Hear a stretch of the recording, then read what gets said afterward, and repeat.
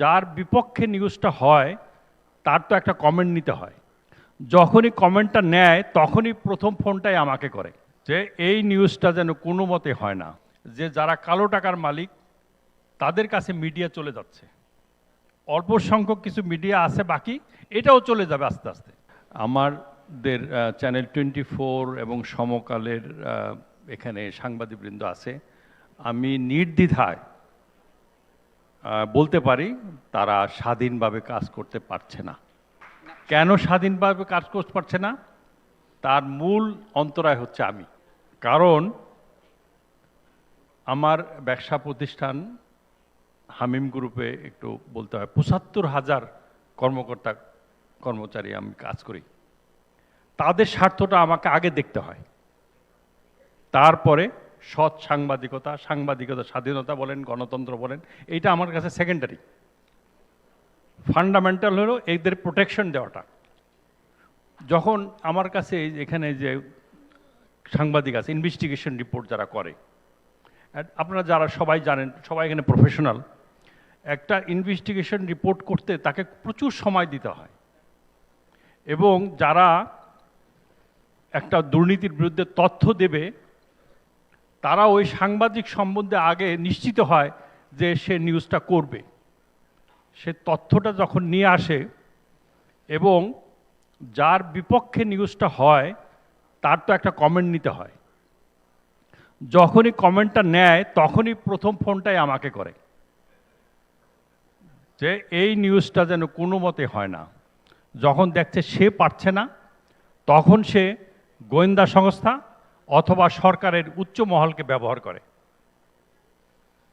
অনেক সময় যখন আমি সাংবাদিকদের বলি যে এই নিউজটা না ছাপাইলে হয় না বা এইটা ব্রডকাস্ট না করলে হয় না, তখন ওই সাংবাদিকের প্রথম রিয়াকশন যে ভাই আপনি যে এই নিউজটা যদি ছাপাতে না দেন, এটা যদি ব্রডকাস্ট করতে না দেন, তাহলে যে তথ্যটা আমাকে দিয়েছে, যে প্রমাণ আমাকে দিয়েছে, সে ভাববে আমি কোনো কিছুর বিনিময়ে এই তথ্যটা গোপন করেছি, নিউজটা ছাপাইনি। তাহলে আমার ক্রেডিবিলিটি নষ্ট হয়ে যাবে, আমার সাংবাদিকতা নষ্ট হয়ে যাবে। তখন আমার কথা বিশ্বাস করেন, যে চিন্তা নিয়ে, যে সচেতনা নিয়ে আমি পত্রিকা বা মিডিয়া শুরু করেছিলাম, আমার বিবেকের কাছে দংশন হতে থাকে। এবং আমি ওইটা নিয়ে চলছি যে একজন সাংবাদিককে আমি কিভাবে বলবো তুমি এটা নিউজটা ছাপাইও না, আর তাহলে আর যদি ছাপা দেবে তার পরের দিন যে রিয়াকশন হবে সরকারের থেকে, সেই চাপ তো আমি নিতে পারবো না। ঠিক এই অবস্থার মধ্যে আজকে আমি মনে করি এমআরডি এর যে উদ্যোগ অত্যন্ত প্রশংসনীয়। এবং এর পাশাপাশি শুধু এখানেই শেষ নয়, এই কামাল সাহেব এবং আগের সেশনে যে আলোচনাগুলো হয়েছে আমি শুনেছি, আমার ভালো লেগেছে। প্রথম কথা হলো যে যারা কালো টাকার মালিক তাদের কাছে মিডিয়া চলে যাচ্ছে। অল্প সংখ্যক কিছু মিডিয়া আছে, বাকি এটাও চলে যাবে আস্তে আস্তে।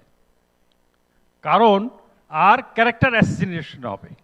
যে ক্যারেক্টার অ্যাসিনেশন শুরু হয়েছে, যে পত্রিকার বিরুদ্ধে, আমাদের বিরুদ্ধে যখন ক্যারেক্টার অ্যাসিনেশন হয়, সাংবাদিকরাই তো করে, তার বিবেকের বাইরে করে।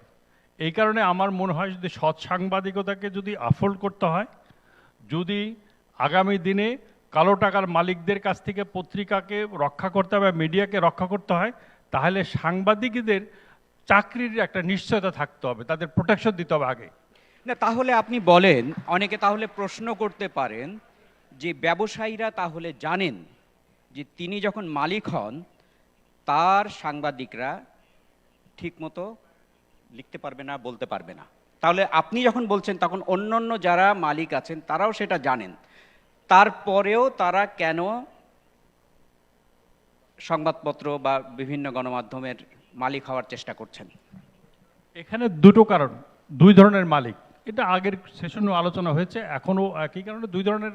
আর কেউ আছে প্রফেশনালি, সে চায় সৎ সাংবাদিকতা, সমাজের যে দুর্নীতি হচ্ছে, অনাচার হচ্ছে, মানি লন্ডারিং হচ্ছে, রাজনৈতিকভাবে করাপশন হচ্ছে, এগুলির বিরুদ্ধে তুলে ধরা।